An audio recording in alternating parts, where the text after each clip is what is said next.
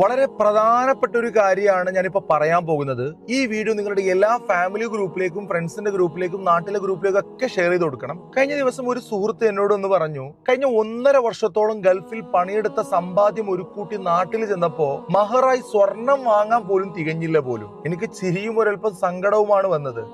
ആരാണ് സ്വർണം മാത്രമാണ് മഹർ എന്ന് നമ്മുടെ സമൂഹത്തെ പറഞ്ഞു പറ്റിച്ചത്? സെഞ്ചുറിയിലേക്ക്, 1 ലക്ഷത്തിലേക്ക് എത്തി നിൽക്കുന്ന സ്വർണ്ണവില കയറുമ്പോ പോലും നമുക്കൊന്നും മാറി ചിന്തിക്കാൻ പറ്റിയില്ലെങ്കിൽ പിന്നെ എപ്പോഴാണ് നമ്മൾ ചിന്തിക്കുക?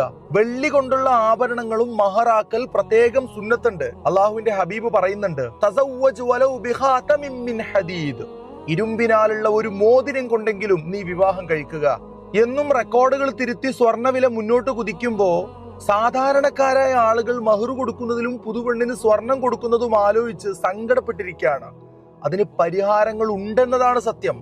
സ്വർണം എന്നതിൽ നിന്ന് നമ്മൾ മാറി ചിന്തിച്ചു തുടങ്ങണം. കാരണം എപ്പോഴും ഇതിലൊക്കെ ബുദ്ധിമുട്ടുന്നത് ഇടത്തരം കുടുംബങ്ങളാണ്. പണമുള്ളവൻ വെള്ളി മഹർ കൊടുത്താൽ അതിനെപ്പറ്റി ആഡംബരം ഒഴിവാക്കി നല്ല കല്യാണം എന്ന അഭിപ്രായം പറയുന്ന അതേ ആളുകൾ തന്നെ ഇടത്തരം കുടുംബങ്ങൾ വെള്ളി കൊടുത്താല് സ്വർണം പോലും കൊടുക്കാൻ കഴിയാത്തവൻ കെട്ടാൻ നടക്കുന്നു എന്ന് പറഞ്ഞ് പരിഹസിക്കും. നമ്മളൊക്കെ താഴെ നിന്ന് മാറി ചിന്തിച്ചു തുടങ്ങണം.